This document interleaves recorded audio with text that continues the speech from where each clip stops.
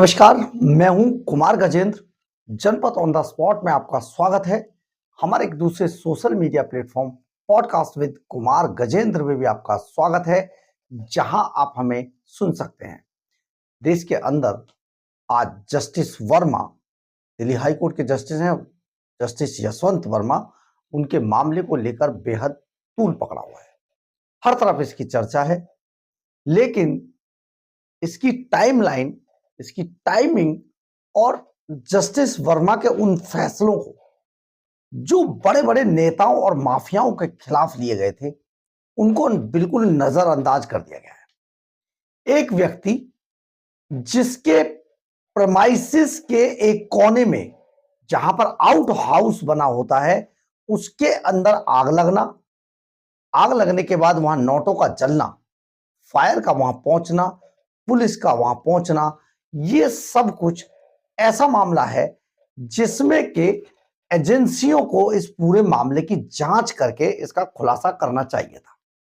लेकिन इस मामले के अंदर कहीं पर भी कोई भी व्यक्ति इस समय पर अपना काम करता हुआ दिखाई नहीं दे रहा है। सिर्फ दिखाई दे रहा है तो विवाद है और विवाद है और विवाद है, सिर्फ बातें चल रही हैं। मीडिया हाउस में बड़े बड़े वरिष्ठ पत्रकारों को भी मैंने सुना और देखा, लेकिन उन्होंने भी केवल हल्ला मचाने के अलावा कुछ नहीं कहा। अगर इस पूरे मामले की पूरी टाइमलाइन को सही तरीके से देखा जाए तो सच में हम किसी की तरफ इशारा नहीं कर रहे हैं, लेकिन सबसे बड़ी बात यह है, इसमें दो चीजों की बात है। सबसे बड़ी बात यह है कि अभी तक इस पूरे मामले की को लेकर एजेंसियां क्यों चुप है? भाई, अगर इतना बड़ा मामला हुआ था तो एजेंसियों को जांच करनी चाहिए थी। आप दिल्ली पुलिस के स्पेशल सेल को जांच दे देते, वो जांच करते। और सबसे बड़ी बात यह है, अगर केस आया भी है और इतना बड़ा केस आया है, तो वहां के आसपास के जो सीसीटीवी कैमरे हैं, यानी कि जस्टिस वर्मा जो रहते हैं, उसका 30 तुगलक क्रिसेंट रोड, ये जस्टिस वर्मा का, यशवंत वर्मा का बंगला है। यहां पर जस्टिस यशवंत वर्मा रहते हैं। इसके आसपास के सारे इलाके की सीसीटीवी फुटेज अगर निकाल लें एजेंसियां, तो पूरा मामला स्पष्ट हो जाएगा। हमने आपको बार बार बताया कि क्रिमिनोलॉजी के हिसाब से आज तक कभी ऐसा हुआ नहीं है। कोई अपना एक पर्स छोड़कर थोड़ी देर के लिए कहीं नहीं जाता, लेकिन इतनी मोटी रकम एक ऐसे ऐसे आउट हाउस में पड़ी थी जिसके ऊपर ताला भी नहीं लगा हुआ था। आप सोचिए, एक जस्टिस के बंगले में, किसी भी सरकारी बंगले के अंदर दर्जनों स्टाफ होता है। देखिए, धोबी होता है, नाई होता है, स्वीपर्स होते हैं, माली होते हैं, हॉर्टिकल्चर के लोग आते जाते हैं, पीडब्ल्यूडी, सीपीडब्ल्यूडी, सफाई कर्मी, इसके अलावा उनके सुरक्षा कर्मी। तो आप सोचिए, जो सुरक्षा कर्मी वहां होते हैं और जो स्टाफ वो आता जाता है, उनको चेक नहीं करते हैं। और आउट हाउस का एक दरवाजा बाहर की तरफ खुलता है, एक अंदर की तरफ खुलता है, उस पर ताला लगा नहीं हुआ था। जस्टिस वर्मा उस दिन 14 तारीख की रात को भोपाल गए हुए थे, घर में भी नहीं थे। और ये जो उनका मुख्य जो बंगला होता है, जो घर होता है, उस बिल्डिंग से आउट हाउस बिल्कुल दीवार के किनारे पर जाकर होता है। एक किनारे पर होता है जहां पर जो विजिटर्स के लिए खासतौर पर बनाया जाता है आउट हाउस। सीएम हाउस में इसे कैंप ऑफिस बोला जाता है। लेकिन आप ये देखें, इस सारे मामले को लेकर देखिए, 14 तारीख की रात में अचानक 11:35 पर जस्टिस यशवंत वर्मा के बंगले में आग लगने की सूचना मिलती है। फायर कर्मी वहां पहुंचते हैं, आग बुझाते हैं, पुलिस वहां पर आती है, नोट वहां पर मिलते हैं। देखिए, वीडियो डाला गया है, नोट मिलने की तो अभी बात नहीं है, वीडियो डाला गया है पुलिस कर्मियों द्वारा, जो फायर कर्मी है उनके द्वारा ये बनाया गया नोट दिखाई दे रहे हैं, इसमें कोई शक नहीं। परंतु आप ये सोचिए कि इतनी बड़ी रकम कोई आउट हाउस में क्यों रखेगा? अपने अंदर अलमारियों में रखते। पता है जब अगर मान लीजिए ईडी सीबीआई या किसी एजेंसी की रेड पड़ेगी तो पूरे कोई चेक करेंगे, तो खोद भी लेंगे, तो इससे तो कोई डरने, इससे कोई बचाव तो नहीं था। सबसे बड़ी बात ये कि अगले दिन, जी हां, बहुत सोचने की बात है, अगले दिन सबसे पहले इस बात में जो हमारे राज्यसभा के सभापति हैं जगदीप धनखड़, वो इस पर अपना बयान देते हैं। Morning we have read about a shocking case of huge amounts of cash unearthed at the residence of a judge of the Delhi High Court. Earlier, 50 members of parliament have submitted a notice to you regarding certain remarks that were made by a judge of the Allahabad High Court. You yourself have repeatedly called into question the urgency for judicial accountability. You have in fact directed the leader of the house on this issue. Sir, I request that you please make some observations on this and give necessary directions to the government to come up with a proposal for increasing judicial accountability. 55 members of this house, and I have taken all necessary steps to get their verification. First mail was sent to all of them, and the good thing is most of the members have responded positively, helping me perform my duty. Some members are yet to do. A mail reiterating the same has been sent to them. I have taken all procedural steps. आपने सुना होगा जगदीप धनखड़ ने सबसे पहले इस बारे में, जब राज्यसभा में यह मामला उठा तो उन्होंने इसके बारे में बोला एक बात। इसके बाद इलाहाबाद हाई कोर्ट में बवाल मच गया। हमको यहाँ पर कूड़ा घर है जो ऐसे लेंगे, ये भी एक बड़ा मामला है। तीसरी बात, किसी ने भी अब इसमें आया है, जस्टिस वर्मा का बयान आ गया है। जस्टिस वर्मा ने साफ तौर पर कहा है कि ये जो पैसा जो आप मिलने की बात कह रहे हैं, ये इसकी जानकारी मुझे नहीं है, और इस पर जो हंगामा मच रहा है आप इसमें जांच करा लीजिए, मेरा पैसा नहीं है, और वो आउट हाउस के अंदर मिला है, ना कि मेरे घर के प्रमाइसिस के अंदर मिला है। मतलब जो बंगला है जहां पर, उसमें ना मिल के आउट हाउस में मिला है, और आउट हाउस ऐसी जगह है जहां पर हर आदमी आता और जाता रहता है। इसका मतलब कहीं ना कहीं संदेह है। अभी तक इस मामले की जांच के आदेश दिए नहीं गए। कौन जांच कर रहा है, क्या जांच कर रहा है, सुप्रीम कोर्ट अपने तरीके से देख रहा है। सुप्रीम कोर्ट ने वीडियो डाल दिए, सुप्रीम कोर्ट ने सवाल पूछ लिए, हाई कोर्ट ने सवाल पूछ लिया, हाई कोर्ट के चीफ जस्टिस सवाल पूछे, सुप्रीम कोर्ट के पूछे, यही सब अभी चल रहा है। लेकिन अभी तक इस पूरे मामले में जांच नहीं हुई है। ये सबसे बड़ा अपने आप में सवाल है। वरना हमारे यहाँ सीबीआई है, दिल्ली पुलिस है, दिल्ली पुलिस का स्पेशल सेल है, क्राइम ब्रांच, ये सब जांच कर सकते थे बहुत आराम से, इस पर जांच होती। लेकिन हल्ला मच रहा है, जांच का कहीं पर कुछ पता नहीं है।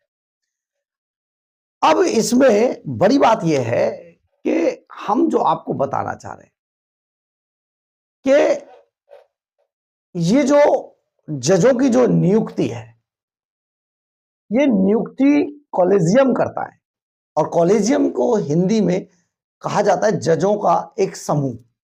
कॉलेजियम का हिंदी मतलब है जजों का एक समूह, जो पूरे देश के अंदर जजों की नियुक्ति करता है।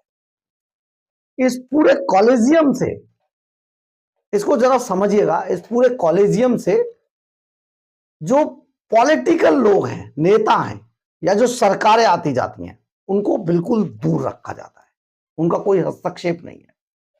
1993 में, जी हां, न्यायाधीशों की नियुक्ति के लिए 1993 में कॉलेजियम प्रणाली का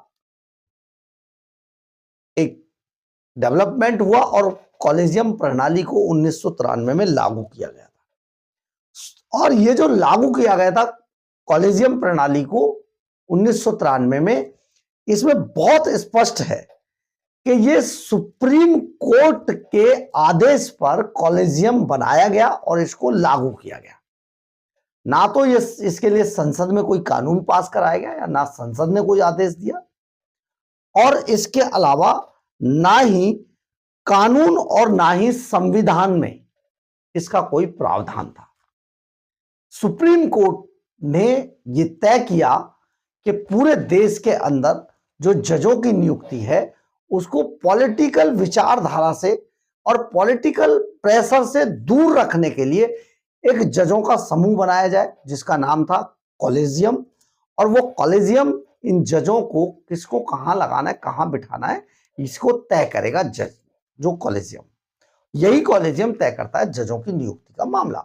और खास तौर पर जो जज बहुत अच्छा काम कर रहे होते हैं अपने रिकॉर्ड में, उनको अच्छी पोस्टिंग दी जाती है। जैसे यशवंत वर्मा को दिल्ली हाई कोर्ट में, इलाहाबाद हाई कोर्ट के बाद दिल्ली हाई कोर्ट में नियुक्त कर दिया गया।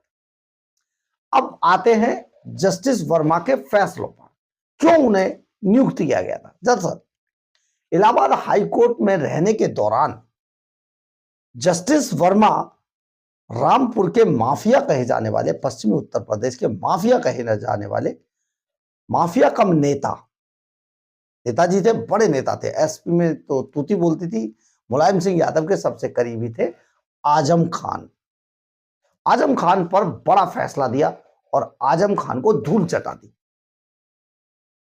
ये जस्टिस यशवंत वर्मा की बेंच ने किया इलाहाबाद हाई कोर्ट। इसके अलावा बसपा के खिलाफ भी कई फैसले दिए, सपा के खिलाफ भी दिए। इतना ही नहीं, एक और बड़ा माफिया था उत्तर प्रदेश में जो बसपा और सपा दोनों के साथ खेलकर पला बढ़ा था, अतीक अहमद। जी हां, नाम तो सुना ही होगा आपने। अतीक अहमद अपने मरते दम तक, मरने के समय तक जिस मामले में, जिसके फैसले पर, जिसकी कलम के आधार पर जेल के अंदर बंद था, वो थे जस्टिस यशवंत वर्मा। अतीक को अंदर करने वाले भी वही थे, उनके सारे मामलों की फाइल खुलवाई यशवंत वर्मा ने। इसके बाद ऐसे कई फैसले उनके थे, जिसके बाद कॉलेजियम ने ये समझा कि उनको दिल्ली हाई कोर्ट में नियुक्त किया जाना चाहिए। दिल्ली हाई कोर्ट में ये वकील से जज तक का सफर तय किया था। और जब ये दिल्ली हाई कोर्ट इनको कॉलेजियम ने नियुक्त किया, तो इसके बाद आप दिल्ली की भी टाइमलाइन सुन लीजिए। दिल्ली के अंदर सबसे भ्रष्ट, दिल्ली के खजाने के लुटेरे अरविंद केजरीवाल की जमानत याचिका निरस्त करने वाले जस्टिस यशवंत वर्मा थे। इसके बाद इनके दूसरे बड़े सिपासालार मनीष सिसोदिया की जमानत याचिका भी इन्होंने खारिज की, सत्येंद्र जैन की भी खारिज की, और संजय सिंह की जमानत याचिका भी जस्टिस वर्मा ने खारिज कर दी थी हाई कोर्ट के अंदर। अब आप सोचिए जरा, थोड़ा सा दिमाग को अप्लाई कीजिए कि दिल्ली के अंदर आम आदमी पार्टी का वोट बैंक कहां कहां पर है। खास तौर पर जो चतुर्थ श्रेणी वाले लोग हैं, उनमें आम आदमी पार्टी को आज भी बहुत सम्मान की दृष्टि से देखा जाता है। तो कहीं ऐसा तो नहीं कि जस्टिस वर्मा सचमुच किसी ऐसी साजिश का शिकार हो गए हैं जिसके आधार पर नेता एक ऐसे जस्टिस पर तीर चलाने की कोशिश कर रहे हैं जो सचमुच अपने फैसलों के लिए जाना जाता है। क्योंकि नेताओं को कॉलेजियम में पूछा नहीं जाता है। ये मैं ऐसा नहीं कह रहा कि नहीं, बिल्कुल ही नहीं पूछा जाता होगा, थोड़ा बहुत प्रेशर रहता होगा, सारी चीजें होती होंगी, लेकिन मोस्ट प्रॉब्ली जजों की नियुक्ति, अब कॉलेजियम तो फिर कॉलेजियम को ही समझा जाएगा ताकि पॉलिटिकल हस्तक्षेप ना हो। तो आप सोचिए जरा, क्योंकि पॉलिटिकली बहुत प्रेशर होता है। मैं एक छोटा सा उदाहरण आपको बता देता हूं। जब पहले मुख्यमंत्री दिल्ली के अंदर मदन लाल खुराना बनाए गए थे, तो बाद में जब उनको हटा दिया गया तो उन्हें फिर से एक नया पद देने के लिए उन्हें कुछ दिन के लिए दिल्ली मेट्रो का डायरेक्टर बना दिया गया था, आईएसबीटी पर ऑफिस बनाया गया था। जब बैठकर उन्होंने उस वक्त के जो डायरेक्टर थे मेट्रो के, उनको बुला लिया कि मीटिंग के लिए आइए, डायरेक्टर साहब आपको मीटिंग के लिए बुला रहे हैं। ई श्रीधरन। तो ई श्रीधरन अटल बिहारी वाजपेयी साहब के पास प्रधानमंत्री थे, अपना इस्तीफा लेके पहुंच गए, मुझे ऐसा नहीं करना है, मैं जा रहा हूं, आप किसी से भी करा लीजिए, मुझे प्रेशर नहीं चाहिए, मुझे कौन बुला सकता है। इसके बाद उन्हें हटा दिया गया था। ऐसा ही मामला आप सोचिए, पॉलिटिशियन किस तरीके से अपने आप को जजों की नियुक्ति में अलग थलग समझ रहे हैं, उनकी चल नहीं रही है। तो कहीं ऐसा तो नहीं जस्टिस वर्मा पर उन फैसलों की वजह से तीर चलाया गया जो उन्होंने लिए हैं, या फिर नेताओं को अलग थलग करने के लिए उन्हें लगता है कि कहीं ऐसा तो नहीं हमारी नहीं चल रही है, उसे रोकने के लिए जस्टिस वर्मा पर यह तीर चलाया गया। बहुत जरूरी है, कोई बहुत बड़ी बात नहीं है, आराम से इसको सुलझाया जा सकता है, बहुत आराम से। सीसीटीवी कैमरों की फुटेज जस्टिस वर्मा की 6 महीने की जो सीडीआर है वो मांग ली गई है, उसको चेक किया जाएगा। इसके अलावा और भी बहुत सारी चीजें, लेकिन आखिर एजेंसियों को क्यों नहीं इसकी जांच दी जा रही है, ये संदेह के दायरे में है। कम से कम इतना नोट आने के लिए ऐसा तो हुआ नहीं होगा कि थोड़ा थोड़ा करके लाया गया होगा, एक एक झोले में भर के लाया गया होगा। इतना नोट तो एक साथ ही बोरों में भर के लाया गया। तो बहुत आसानी से ये बातें पता चल सकती है। लेकिन अभी हमारे यहाँ, मैंने आपको बताया ना, जगदीप धनखड़ साहब राज्यसभा के जो सभापति हैं, उन्होंने पहला बयान दिया, उसके बाद हड़कंप मच गया, राज्यसभा में मामला उठा। बहुत जरूरी है ऐसे मामलों में किसी एजेंसी से इसकी जांच कराई जाए और उन तथ्यों को जरूर खोजा जाना चाहिए, क्योंकि आज एक जस्टिस की इज्जत का नहीं बल्कि पूरे जुडिशियल सिस्टम की इज्जत का मामला है। सवाल बहुत उठ रहे हैं और सवाल बहुत किए जाते हैं, लेकिन कई बार सवाल खड़े करने वाले और सवाल पूछने वाले जब दोनों आपस में मिल जाएं तो सचमुच न्याय कहीं भटक जाता है। बहरहाल, अगर आपको हमारी ये खबर अच्छी लगे तो आप इसे लाइक, सब्सक्राइब और शेयर जरूर करें। कमेंट्स बॉक्स में अपनी राय जरूर लिखें, इससे हमें बहुत बहुत बहुत ऊर्जा मिलती है। जय हिंद,